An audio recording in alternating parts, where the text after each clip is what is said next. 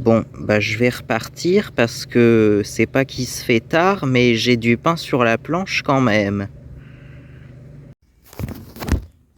Salut. Donc du coup, on a reçu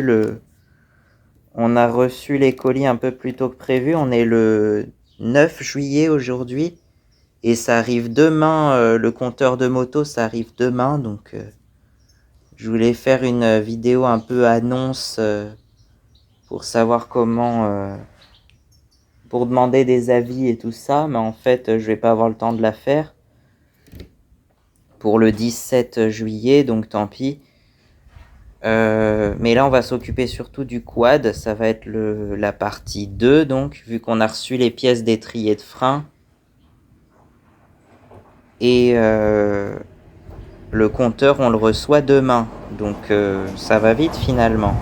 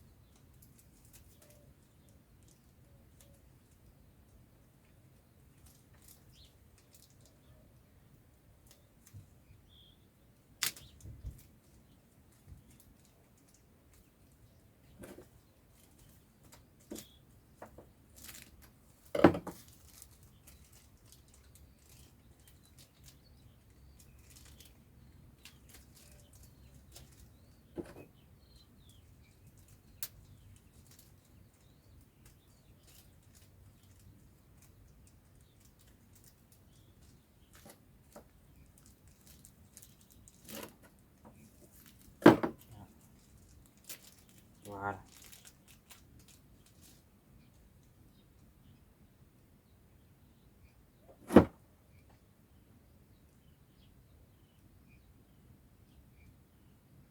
Ok, bah, ça va être une galère à mettre là-dedans, je pense.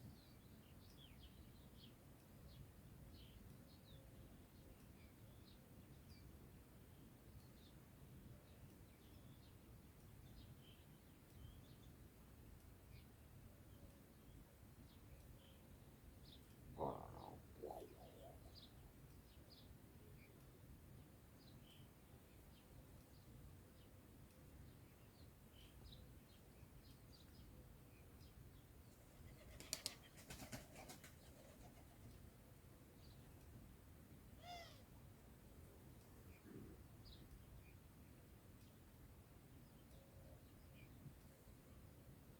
Ah si, ça va. Bah ça va, c'est rentré dedans. Oh, bah, il y a plein d'huile dedans.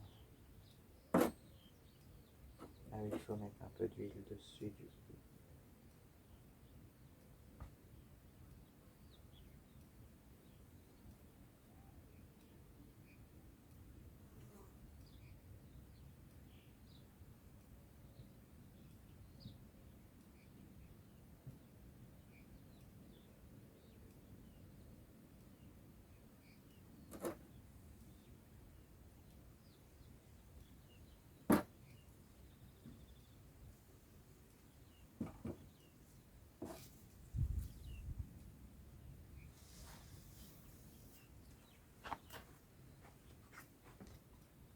Ah, on a les poignets aussi. Oh bah, on dirait presque les mêmes. Ah, peut-être pas. Peut-être pas tout à fait. Alors,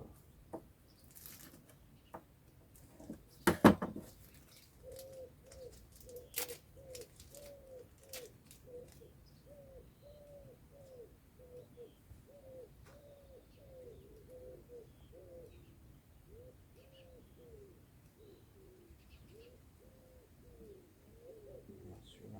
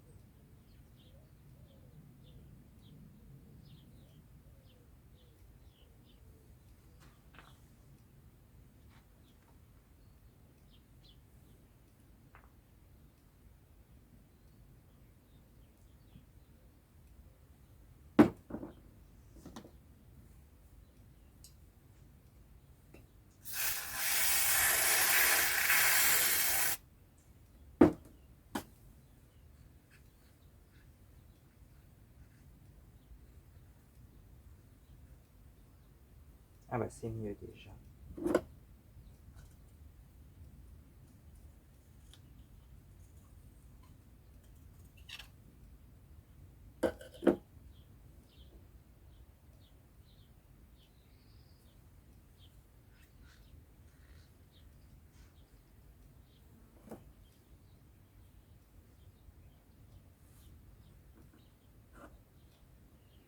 Mais ils ont pas été... Ah, c'est qu'ils n'ont pas été enlevés ceux-là.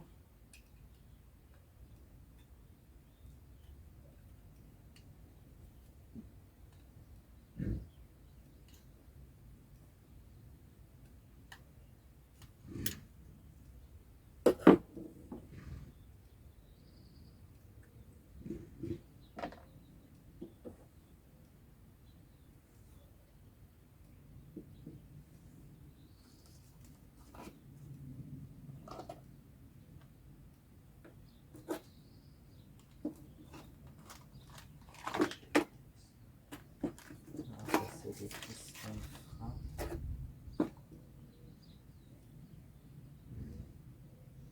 Ça vaut quand même assez cher pour ce que c'est les pistons de frein, je trouve.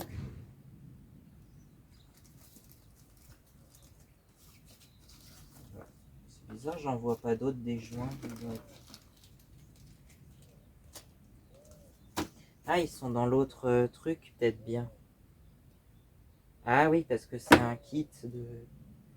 En fait, c'est les deux mêmes. Je pensais pas, mais les deux petites boîtes, c'est les deux mêmes.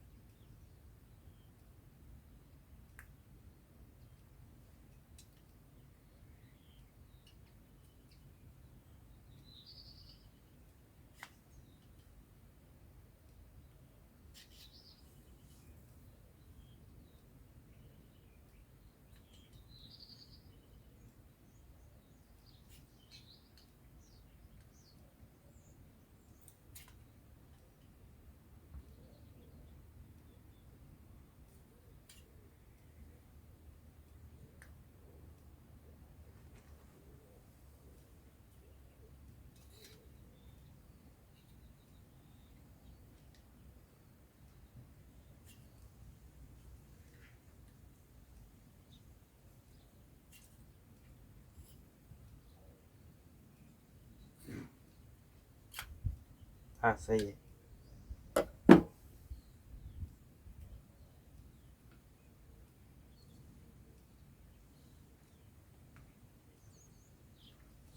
Ah oui, là, effectivement, c'est pas très fort.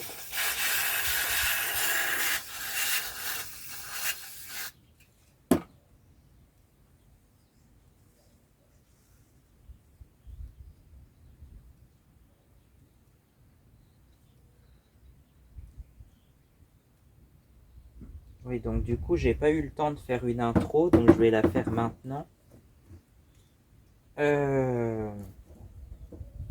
Donc l'intro, c'était juste qu'on a... C'est la deuxième partie qui commence déjà, puisqu'on a reçu les pièces pour les étriers de frein du quad. Donc ça, c'est bon. Et que ça arrive... moi, je pensais que ça allait arriver en fin de semaine, du genre vendredi au plus tôt, et sinon... lundi, bah lundi c'est le 14 juillet, donc je sais pas si ça sera livré un 14 juillet, mais au plus tard la semaine prochaine. Et en fait non, ça arrive maintenant, c'est arrivé. Ça c'est arrivé aujourd'hui et le compteur il arrive demain apparemment, donc on va pouvoir essayer de changer ça. Changer ça dans le week-end, comme ça je vais pouvoir... oula. Comme ça je vais pouvoir aller à Tours c'est quand jeudi? Jeudi 17. Voilà. Avec mon nouveau compteur. Et mes 10 000 kilomètres, ouais déjà.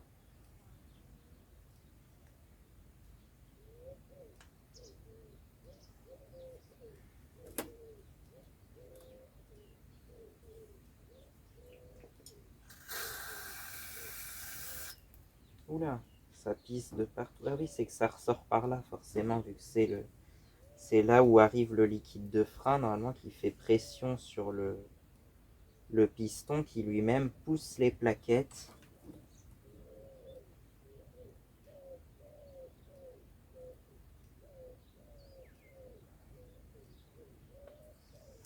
Ah oui, donc c'est ça.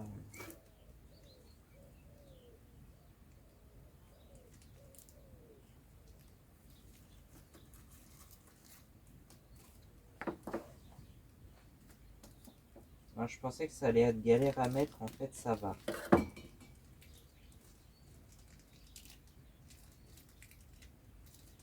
Décidément, je pensais qu'il coupait ce couteau. Ah bah voilà, ah bah là c'est coupé là, voilà. Faut faire attention par contre de ne pas couper le joint, hein, forcément. Alors quand même, vous n'êtes pas idiot, vous coupez à côté. On y met un petit peu d'huile sur celui-là. Un petit peu d'huile. Ça, c'était de l'huile qu'on avait acheté pour la Dacia Sandero en plus, donc de l'huile de diesel normalement, mais bon. Enfin, en soi, diesel, essence, je crois que c'est quasiment la même huile. Ce qui change, c'est la viscosité, surtout là, c'est 5W30 par exemple. C'est ça, hein, je crois, c'est l'indice de viscosité. Pour les moteurs à essence, j'ai l'impression que ça va être plutôt de la 10W40. Pour la plupart des moteurs de moto, de tondeuse, de motoculteur, tout ça, c'est plus souvent de la 10W40. Et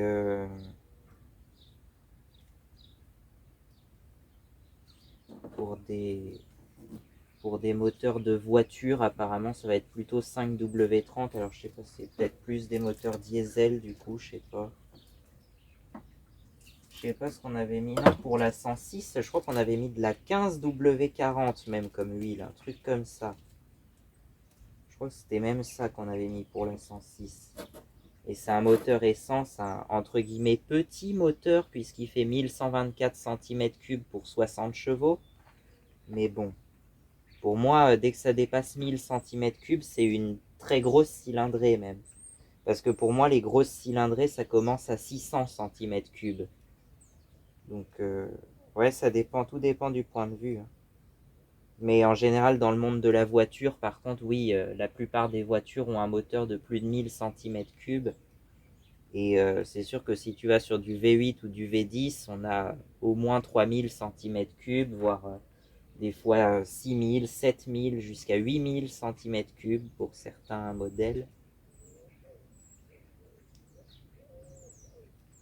Je sais plus c'est quoi la Ford Mustang, c'est 5 litres je crois, donc 5000 cm3. Donc voilà. Donc on commence dès maintenant l'épisode je sais plus combien, mais deuxième épisode depuis mon retour de vacances donc. Donc en tout c'est l'épisode, je crois qu'on en était à l'épisode 8. Donc là c'est l'épisode 10 du coup.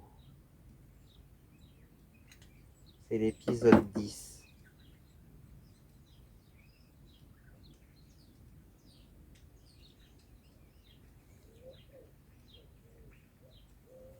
Ouais, je sais pas si je vais tout changer parce que après ça se démonte comment.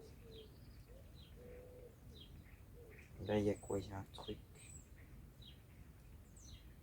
Comment c'est fait? Ah non, ça se démonte pas comme ça.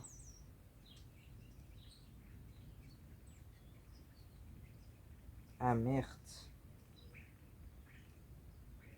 Ouais bah ça je préfère pas y toucher parce que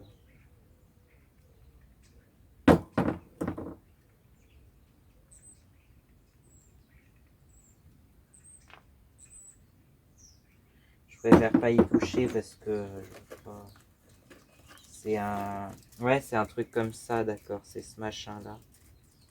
Ah oui, c'est beaucoup plus ferme par contre. Celui-là il est beaucoup plus ferme on dirait.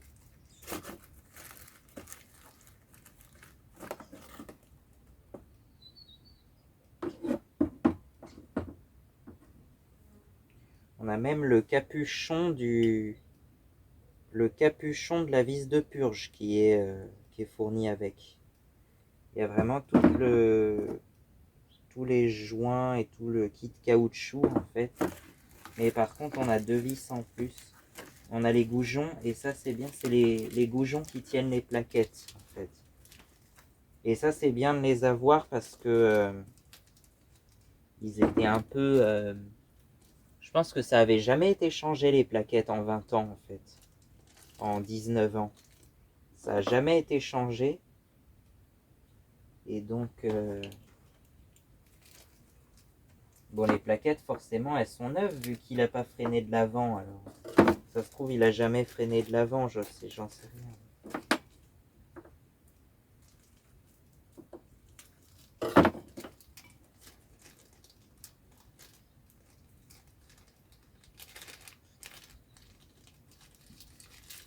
Les goujons.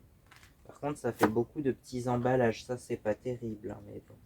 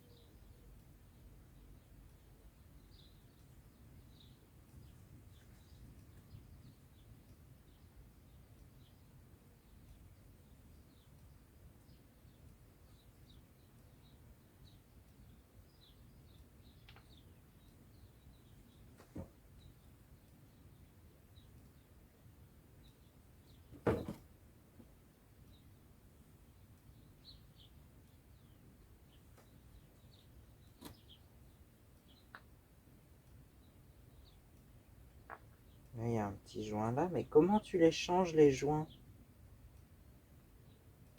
Comment ça se change?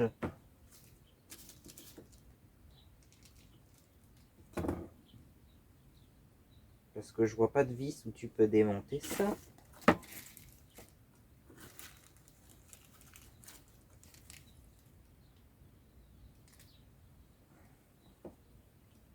Je vais essayer de titiller comme ça. J'ai pas trop envie de l'abîmer, quoi.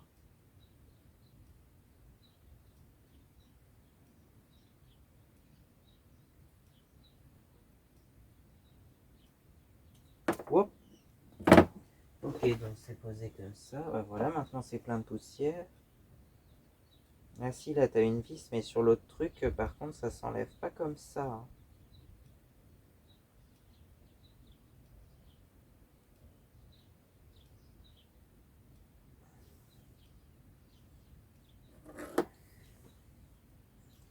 Ok.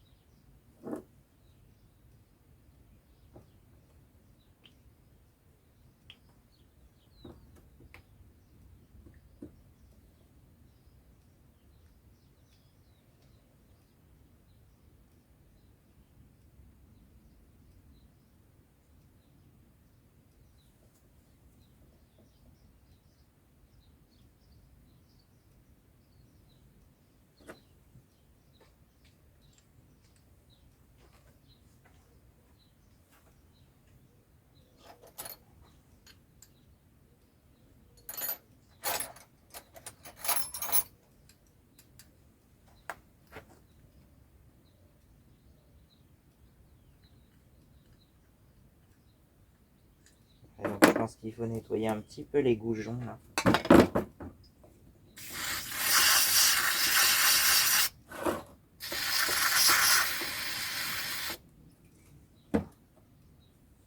Oula, ça fait une mare, par contre. Après, ça sèche vite. C'est comme les chaussettes de l'archiduchesse.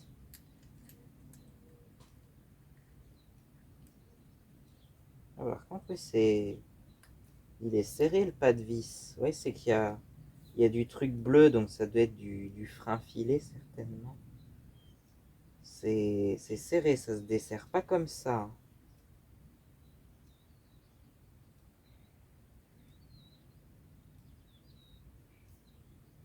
Ah ouais, voilà, là je suis au bout. Et les plaquettes, elles viennent s'enfiler sur ça.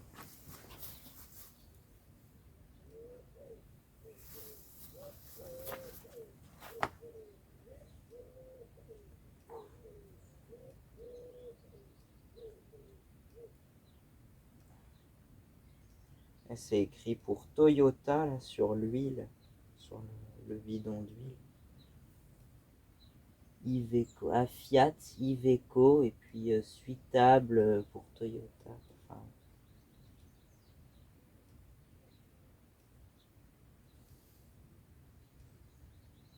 ah, vas-y, toi. Ouais, ça se dessert pas comme ça. Ah si, là, ça y est.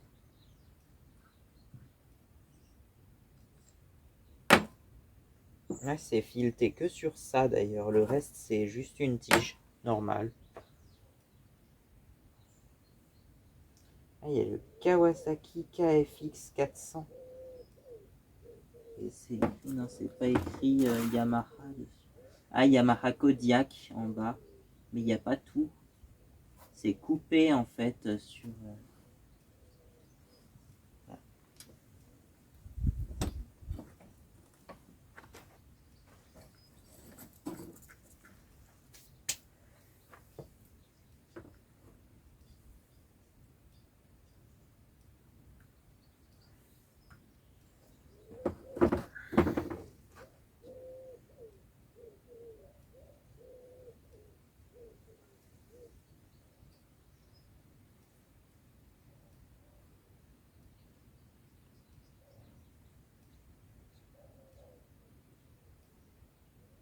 Ouais, c'est un peu oxydé quand même, mais bon, ça va. Les plaquettes. Ah, elles sont. Je pense qu'elles sont à mi-usure certainement.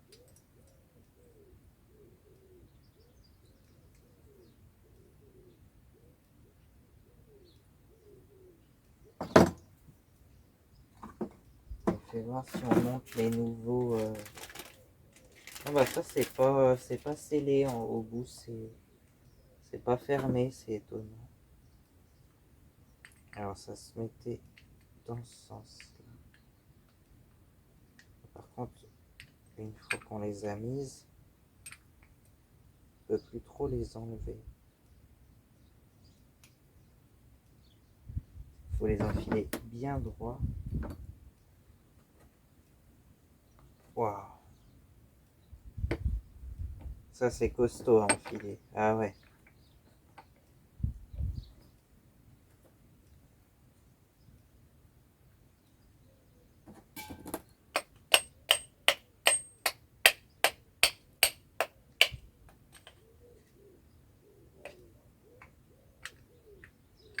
Ah, bah, ça descend pas plus loin que le joint.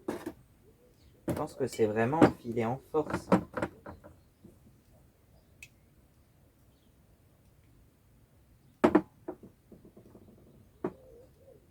Ah oui, puis il est là l'autre. Ah ça vient du Japon par contre. Et ça coûtait assez cher, je sais pas ce que c'est. Après c'est un métal, on dirait que c'est un métal un peu cuivré ou je sais pas trop quoi. C'est peut-être pour ça que ça vaut assez cher, je sais pas. Enfin, c'était 26 euros je crois pour les. Je sais plus. Je sais plus du coup si c'était 26 euros l'unité ou 26 euros les deux du coup. Parce que enfin, c'est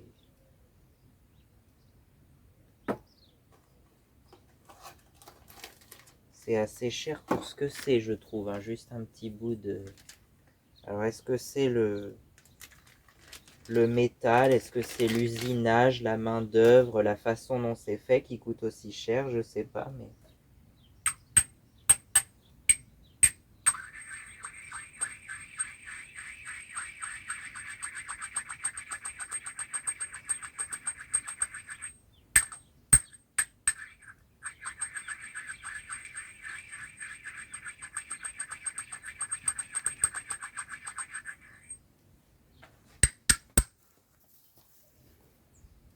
Ouais, on va garder ça comme sample.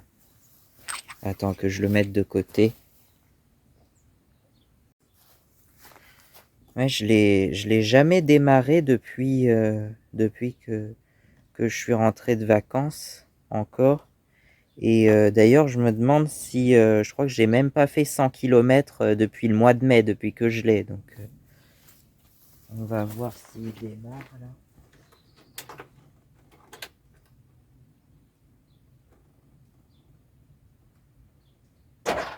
Alors. Ah bah oui,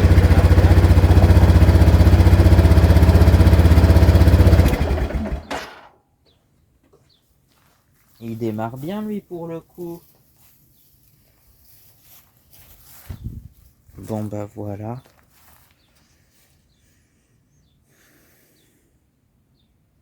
Alors, est-ce que ça rentre comme ça? Tout doucement.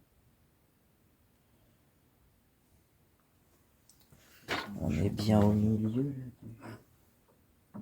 Ouais. Je suis en train de regarder si je peux pas m'avancer plus, mais non, je suis pas mal là. Ah, si tu te mets dans l'autre sens, ah non. Ah non, parce que ça derrière, bloque de j'ai l'autre un. côté. Non, je Ah pense oui, qu'on est plutôt bien là. on est bien dans ce sens-là. Ah bah là, on est peut-être un peu haut de ce côté-là.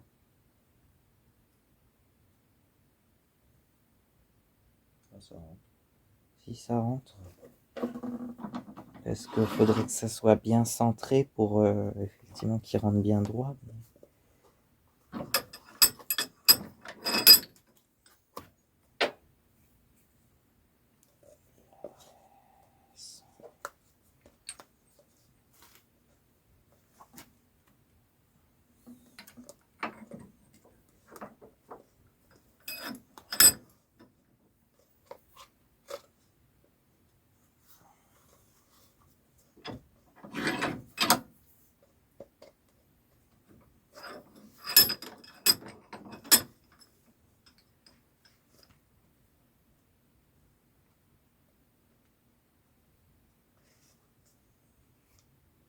Bon, là, je suis embêté parce que je ne peux plus pousser.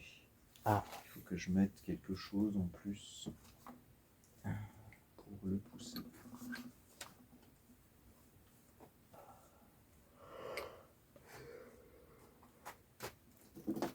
Ah si, j'allais dire avec une douille de la boîte bleue, là, je sais pas si elle est assez longue. Mais... ouais, ou ça, je sais pas ce que c'est, ça, c'est quoi? C'est un bout de raccord. Ouais. Je laisse.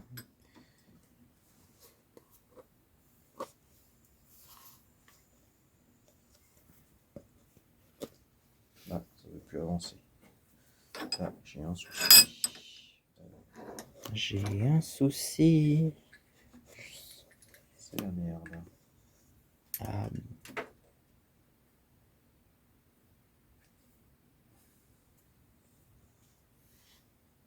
Bon, on n'est pas arrivé au bout là quand même. Ah bah non, non, on est loin. Non, parce que normalement, il rentre complètement. Je pense que c'est qu'on est arrivé au deuxième gros joint, là, tu sais. Ah oui. Ouais. Et là,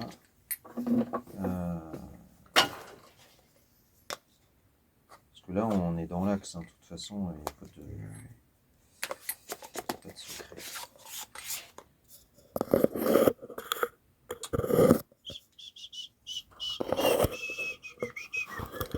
On va forcer un petit peu. Je vais essayer quand même.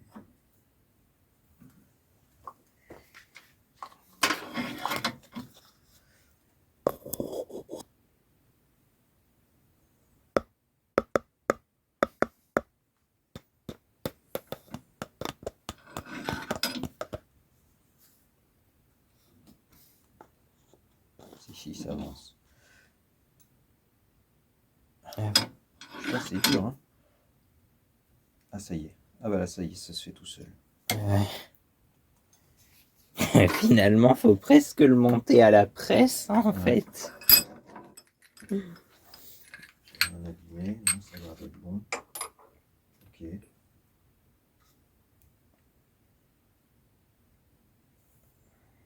écoute, ça a l'air d'être monté. Hein. Ça c'est monté, ça c'est monté. Je vais laisser tout ça là parce qu'on va en avoir besoin pour le deuxième. Ah oui. Allez.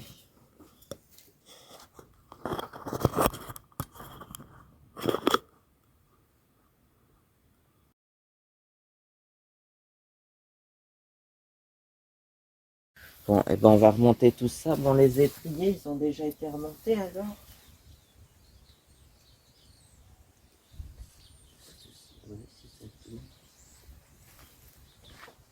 Et alors, est-ce que ça ferait...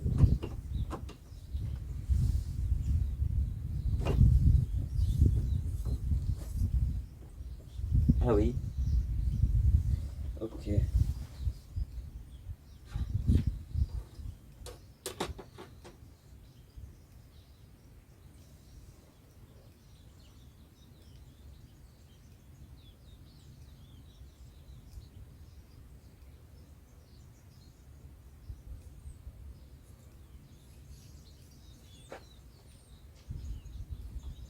Bon, ben maintenant, on va remonter les roues. Hein.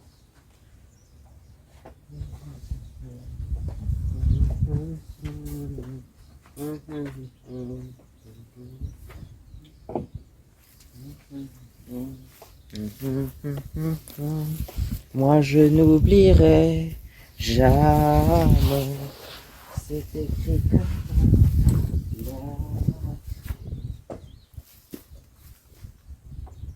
Alors, faut mettre les trous en face des trous, oui.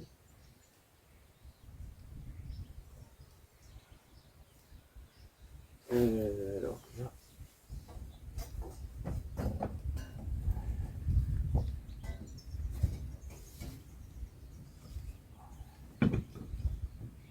Voilà, j'y suis presque. Ah, ça y est, c'est bon. Donc voilà, les écrous, ils sont où par contre?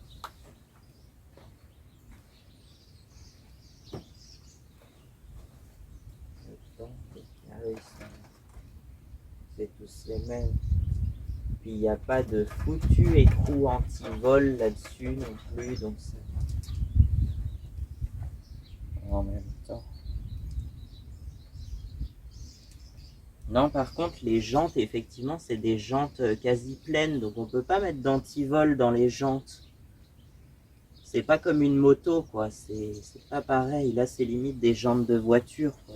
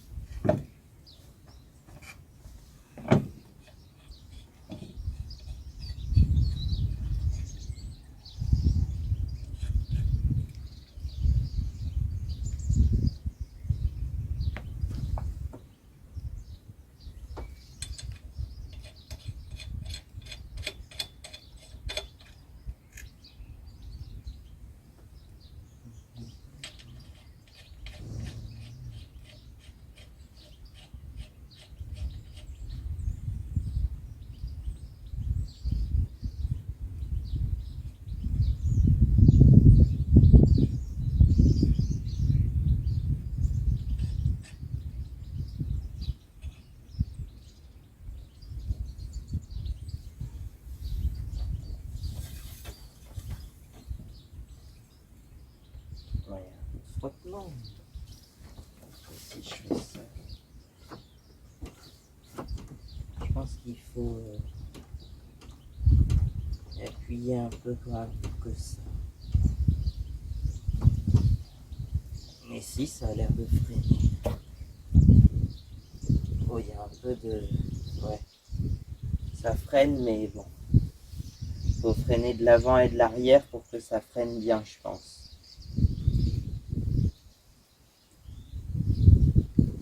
Et je pense qu'il y a peut-être des réglages à faire pour que ça freine mieux.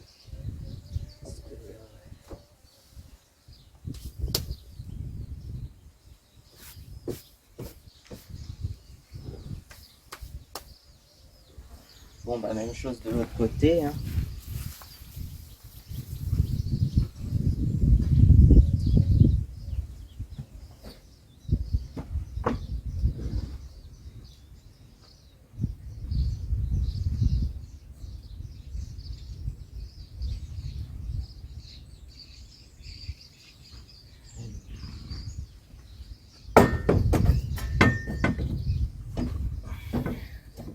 Là, il n'y a pas de truc pour aligner la jante.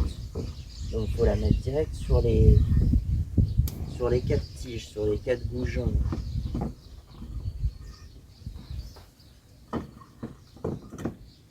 Hop. Et ensuite on met les écrous.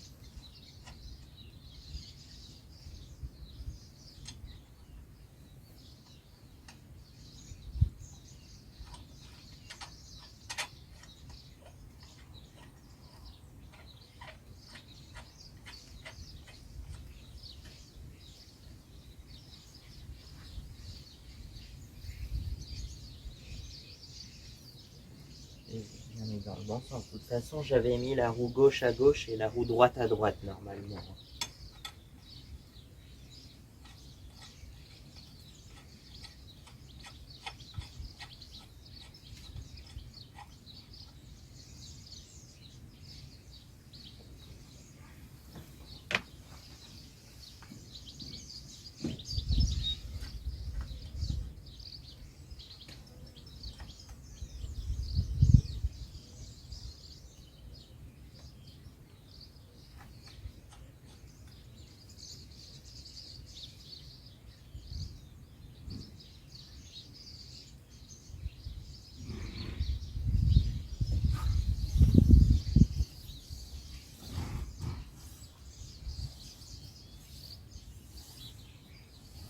Bon là ça frotte un peu, mais bon c'est peut-être normal.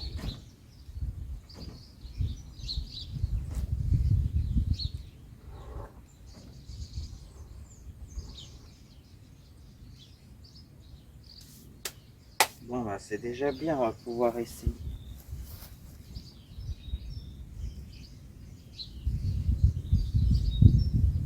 Faut juste le descendre de la chandelle, mais bon.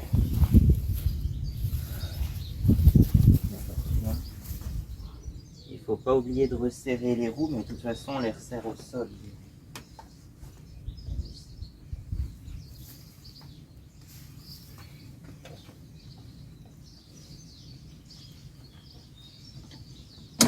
C'est qu'il est lourd à l'avant, mine de rien. Alors là,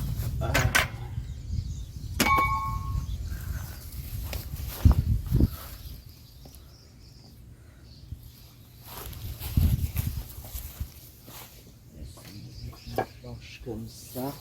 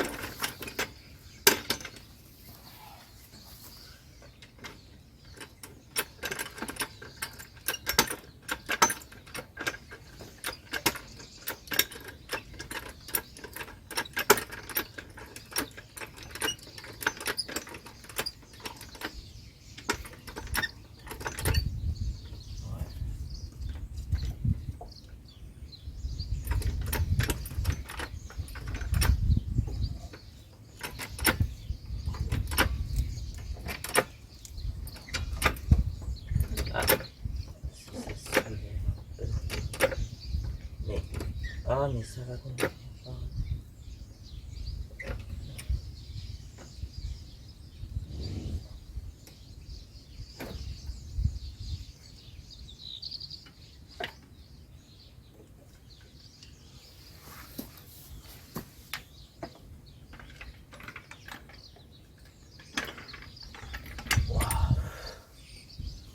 Oh, c'était bien au début. Ah, c'est que ça glisse, c'est un peu...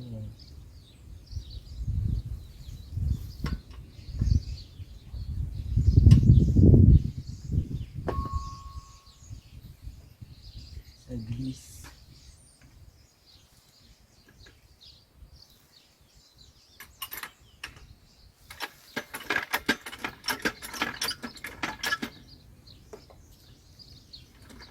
De toute façon, c'est juste pour le redescendre. Donc, on va essayer de stabiliser un petit peu. Voilà.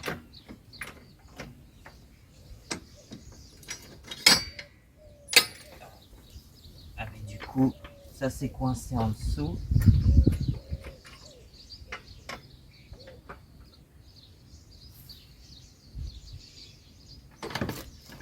Hop, voilà.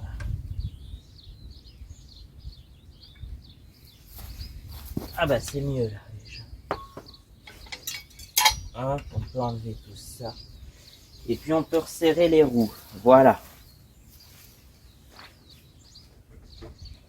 Je sais plus du combien c'est. Je pense que c'était du 17. Non, je sais plus.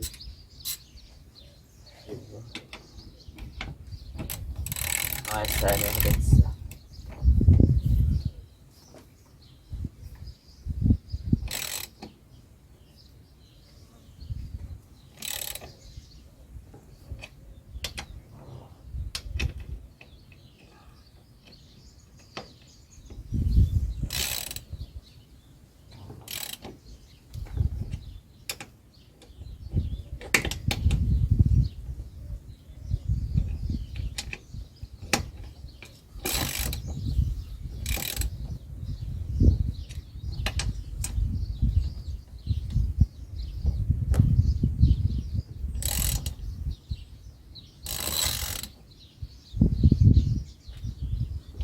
Voilà, donc là je pense que c'est bon. Et puis même chose de l'autre côté.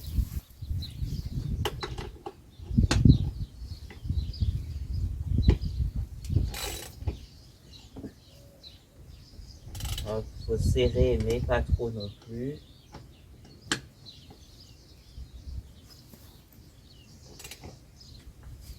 Voilà, là je pense que c'est assez serré.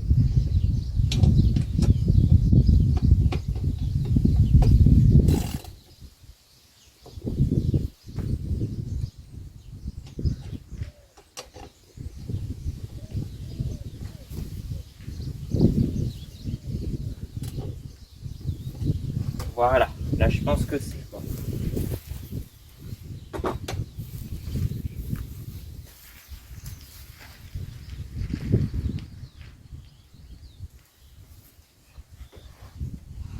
Bon, niveau parallélisme, on est bon, ça j'ai pas regardé, mais je pense que c'est assez bon. À vue de nez comme ça. Hein.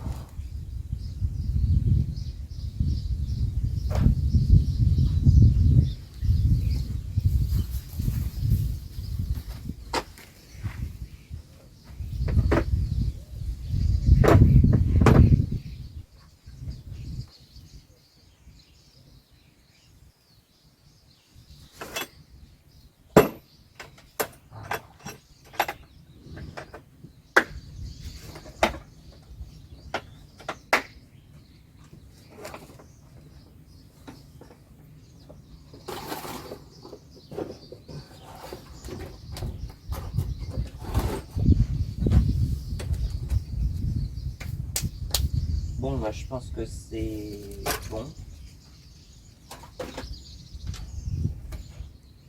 verra ça les poignets, on verra ça la prochaine fois, parce que là j'ai envie d'aller faire un tour avec.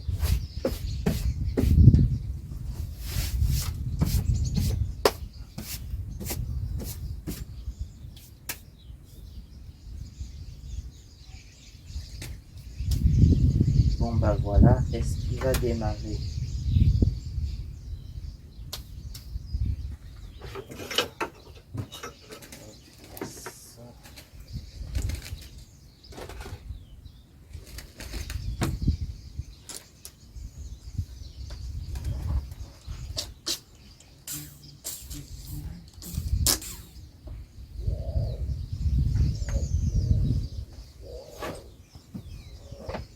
Plein de trucs là-dedans d'ailleurs, c'est un peu le bordel.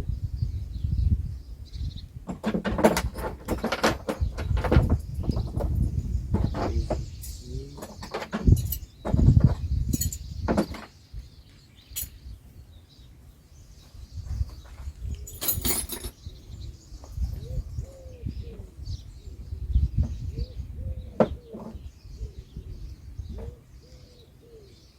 Ça, je crois que c'était un truc de l'ancien quad, mais qu'on n'a jamais vendu.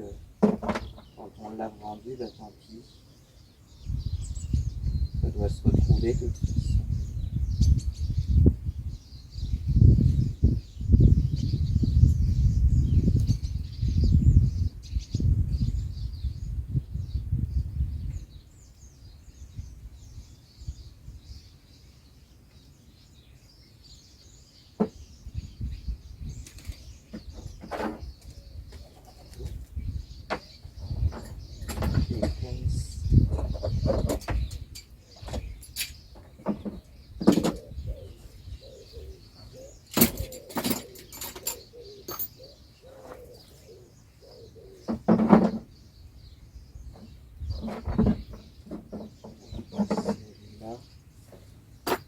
Et puis tout le reste, on va faire.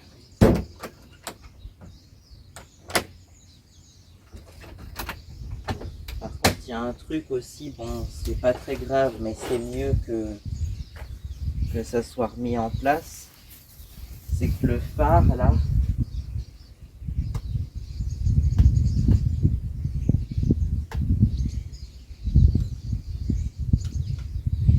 ah, peut-être que ça s'allume que quand tu le démarres, en fait.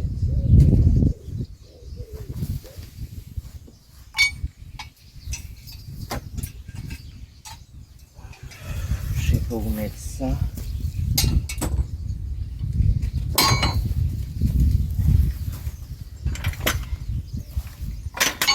Voilà.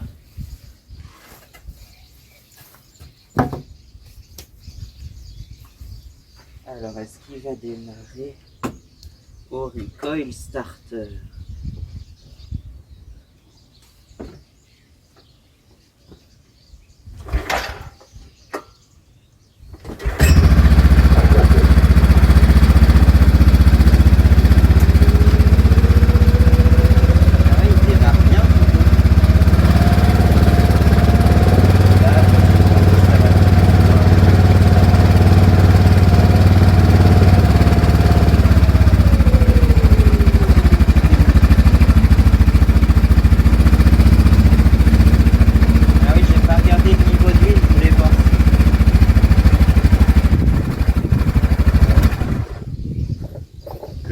Carburant, bon, je pense qu'il en reste encore pas mal.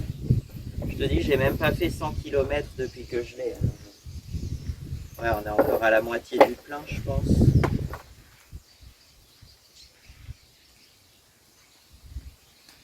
Je sais même plus quand j'avais fait le plein. Là, il est à 8107, mais je sais plus quand est-ce que j'avais fait le plein exactement.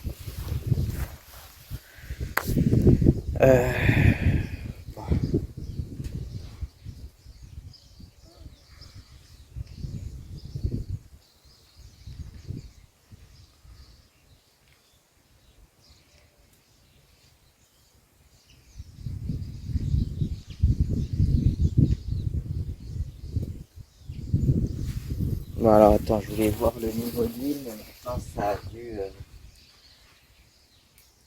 Le moteur n'est pas encore chaud. Ils sont encore tout froids les carters. Pourtant il fait chaud dehors. C'est pour ça qu'il n'a pas de mal à démarrer. Et là, du coup, ça a dû... Non, c'est bon. Il y en a plein. Mais après, c'est... Justement, faut pas mettre trop d'huile sur celui-là. Je crois qu'il faut pas mettre trop d'huile. Mais par contre, faut en rajouter de temps en temps, de ce que j'ai compris. Donc,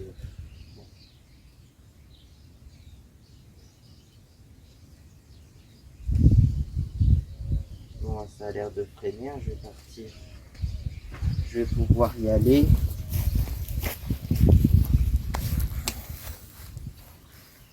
Allez.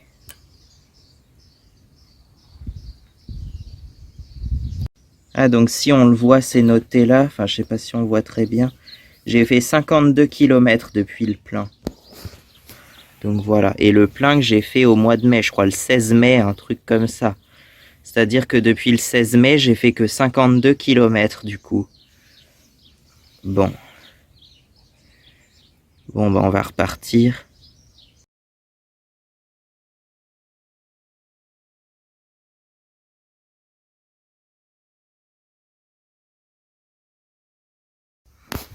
Bon, voilà que je vous montre mon petit coin de paradis au bord de l'eau.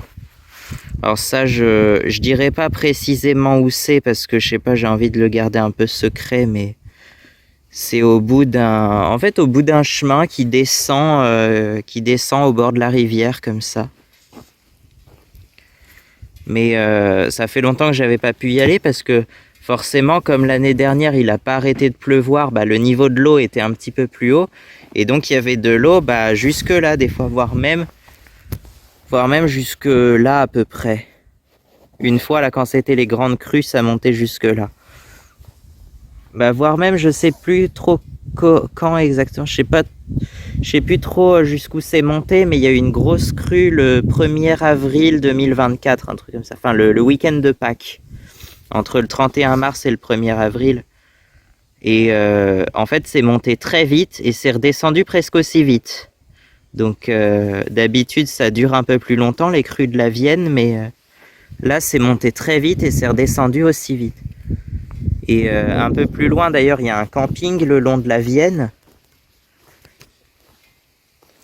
Ouais, bon, de toute façon, cet endroit-là, c'est assez difficile à trouver, donc... Il y a un camping au bord de la Vienne et apparemment ils n'ont pas évacué le camping. En fait, ils ont dû évacuer que les mobil-homes les plus bas. Et bah en fait, il y a une sorte de digue, mais il y a une digue qui doit faire pas forcément tout le tour du camping, mais qui protège un peu. Et l'eau, elle était montée quasiment jusqu'en haut de la digue, quoi. Donc voilà. Il y avait de l'eau jusque à l'île Bouchard. Tu vois le village de l'île Bouchard. Il y avait de l'eau jusqu'au quai, jusqu'à... Enfin, c'était Venise, quoi. L'île Bouchard, c'était Venise sur Vienne, quoi. Et puis Chinon, ça devait être un peu pareil. Là, le niveau de l'eau, il y a un peu plus loin, il y a le centre équestre de Pouzet, qui est pareil, tout au bord de l'eau. Et ils ont dû évacuer. D'ailleurs, c'est passé, je crois que c'est passé au journal sur France 3, le centre équestre de Pouzet. Qu'il y avait dans la carrière, il y avait 1 mètre d'eau, je crois, un truc comme ça, dans les manèges, les carrières et tout ça. Et ils avaient dû évacuer les chevaux vers un peu plus haut, vers Rilly-sur-Vienne, par là. Même mes parents, ils ont aidé à évacuer les chevaux, d'ailleurs. Bon. Depuis, c'est bien redescendu, effectivement. Je dirais même que c'est descendu à son niveau... Là, comme il a plu un petit peu dimanche dernier. Oui, il y a eu quelques orages, même dimanche dernier. Quelques averses bien mouillées. Mais ouais, le niveau de l'eau, il a bien redescendu, là. Je pense qu'on est à son niveau normal d'été, en fait. Hein, sans être en sécheresse, sans être en crue. On est au niveau normal en été, tu vois. Je sais pas combien il y a de profondeur, là, mais je saurais pas te dire. Mais papa, il disait qu'en plein été, quand l'eau est bien basse, on peut presque traverser la Vienne à pied. Sachant qu'il y a quand même une certaine largeur. Là, il y a, je crois que selon les endroits, il y a entre 100 et 150 mètres de large quand même. Je crois que j'avais vu 130 mètres, je sais plus où, au niveau de Cruzy peut-être. J'avais mesuré sur Google Maps, on peut mesurer une distance, bah, j'avais fait comme ça. Et je crois que j'avais trouvé 132 mètres, un truc comme ça. Donc voilà. Pour moi, la Vienne, c'est un peu aussi une frontière, parce que moi, j'ai toujours grandi, enfin, j'ai toujours vécu du côté nord, au-dessus. Et donc pour moi, m'aventurer de l'autre côté, c'était un peu la terre étrangère. Mais en restant dans l'Indre-et-Loire, pour moi, c'est vraiment... Il y a un petit bout d'Indre-et-Loire de ce côté-là, au niveau de... Ça va jusqu'à Richelieu. Après Richelieu, tu arrives dans la Vienne, justement, le département de la Vienne. Et pareil, de ce côté-là, si tu remontes la Vienne, bah, à partir de Danger-Saint-Romain, tu es dans la Vienne. Voilà. À partir de Danger-Saint-Romain. Et puis... Non, c'est quoi le dernier village? Port-sur-Vienne, où il y a le bec des deux eaux, donc le confluent de la Creuse et de la Vienne. Pareil, la Creuse, c'est une très belle rivière. Et puis tu peux remonter la Creuse jusqu'à... aller jusqu'au lac d'Aiguzon, si tu veux. C'est magnifique par là. Après, c'est assez loin. Hein. Ça commence à faire, je crois qu'il y a 2 heures de route, quelque chose comme ça. Voire 3 heures si tu prends le temps. Donc c'est pas tout près, hein, mais... Et puis de l'autre côté, on a Chinon et Camp-de-Saint-Martin, où la Vienne rejoint la Loire. Montsoreau, après c'est Montsoreau dans le Maine-et-Loire. Et à Montsoreau, on voit très bien d'ailleurs le confluent de la Vienne et de la Loire, justement. Là, la Loire, c'est quand même autre chose. Elle atteint peut-être bien 400 mètres de large par endroit, voire 500 mètres au niveau de Montsoreau, je sais plus exactement. Mais... Et j'avais vu que la Vienne, c'est aussi le plus grand affluent de la Loire en termes de débit. C'est pas le plus long, mais c'est le plus grand en termes de débit. Donc ce serait plus que l'Allier et même le Cher. Puisque l'Allier, c'est le plus grand en longueur, par contre, je crois. Il est presque si long que la Loire en amont, donc je dirais presque 500 km, un truc comme ça. Et la Vienne, elle fait 362 km, je crois, si je dis pas de bêtises, un truc comme ça. Ça pourrait être une idée aussi de remonter la Vienne en moto, je pense que ça peut être pas mal. Mais ça fait ouais 362 km et puis on arrive jusqu'au la source, au plateau de 1000 vaches. Oui, ça s'appelle vraiment le plateau de 1000 vaches. Donc voilà. Puis il faudra traverser Limoges aussi. Limoges qui est la plus grande ville traversée par la Vienne. Avec environ 130 000 habitants. C'est un petit peu moins grand que Tours du coup, mais... Enfin, à une époque, je pense que c'était un peu plus grand par contre. Je crois qu'il y a eu 140 000 habitants peut-être, je sais plus. Là, la population, elle commence à redescendre. Hein. Le Limousin, c'est une région qui perd beaucoup d'habitants, donc... Et surtout la Creuse. Alors la Creuse, ça faisait plutôt partie de la région de la Marche, mais c'est très lié au Limousin en fait. Enfin, c'est assez proche, quoi. Donc voilà. Je trouve ça très sympa.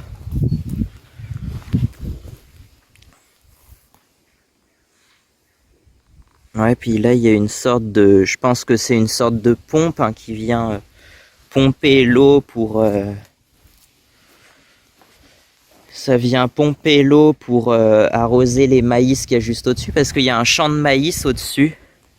Donc je l'ai trouvé assez beau, mais parce que c'est peut-être parce qu'ils sont arrosés avec l'eau de la Vienne, hein, qu'ils sont aussi beaux, je sais pas. Mais ah, il y a un passage, ils ont fait un passage de ce côté-là pour qu'on puisse faire le tour de l'arbre là. Ça, je l'avais jamais connu ce passage, mais bon.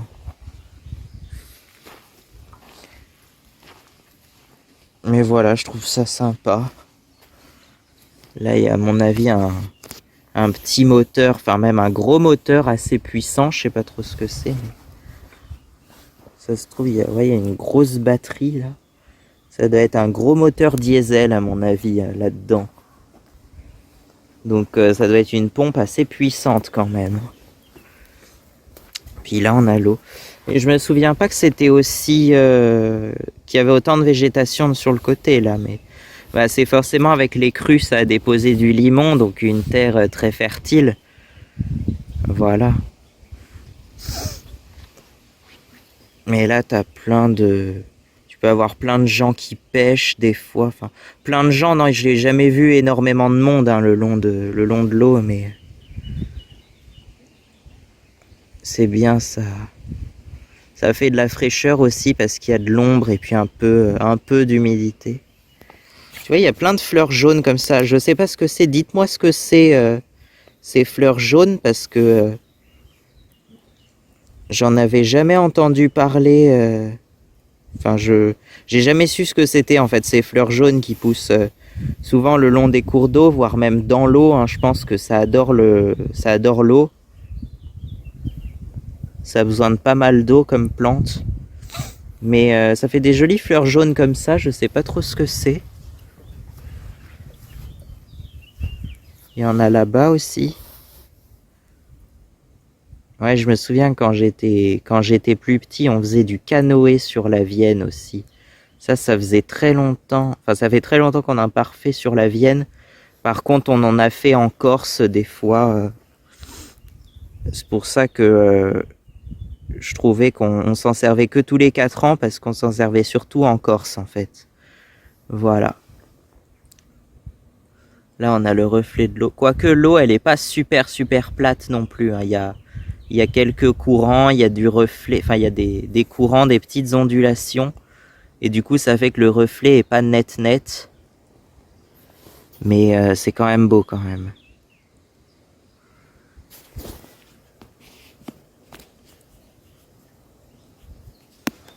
Donc voilà, je disais donc que la Vienne c'est un peu comme une frontière et c'est vrai que y a pas beaucoup de ponts effectivement. De ce côté-là, t'as l'île Bouchard effectivement. De l'autre côté, par là, t'as Pouzet. Mais entre les deux, il n'y a pas de pont. Donc faut passer soit à l'île Bouchard, soit à Pouzet. Je suis déjà allé avec celui-ci, j'y suis jamais allé, mais avec l'ancien quad, j'étais déjà allé de l'autre côté de la Vienne une fois, 2 fois, 3 fois, peut-être bien, je sais plus. Mais bon. Voilà.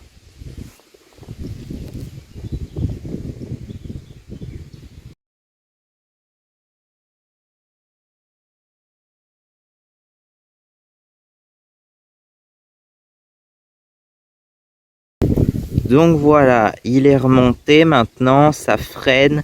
Est-ce que ça freine beaucoup mieux? Je sais pas, mais ça freine mieux en tout cas. Un peu mieux, puis surtout ça freine de l'avant. Donc avant il freinait pas du tout de l'avant en fait. Bon bah voilà, ça freine maintenant. Par contre, ce qui me perturbe effectivement, c'est de ne pas avoir de poignée de frein de ce côté-là. Parce que sur une moto, tu as la poignée de frein avant de ce côté-là et l'embrayage de l'autre côté. Sauf que là, tu as une poignée, en fait, là, c'est le frein arrière et le frein à main.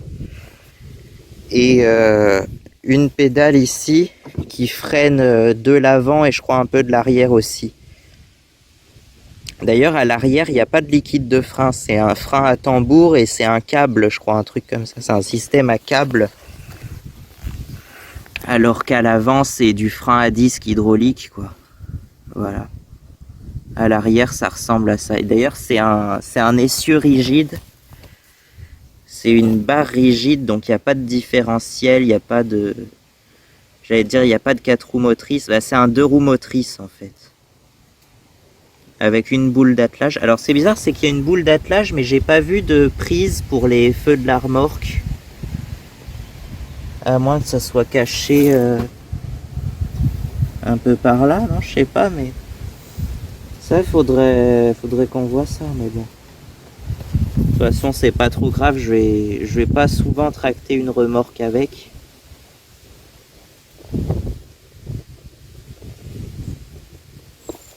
Mais voilà.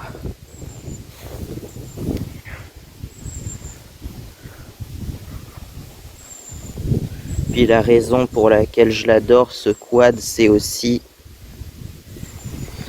pour ça. Le recoil starter, comme je l'appelle. Bah, il est encore sur off le carburant, là, ça va pas couler grand chose. Ouais, parce que ça, en fait, pendant 3 semaines, il était resté sur on. Ensuite, quand je l'ai revenu, je l'ai remis sur off.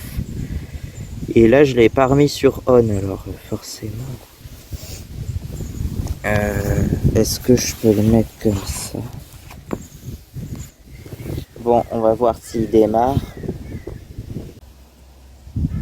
Mais il démarre facilement, je trouve. Hein. J'ai pas eu de mal à le démarrer comme ça.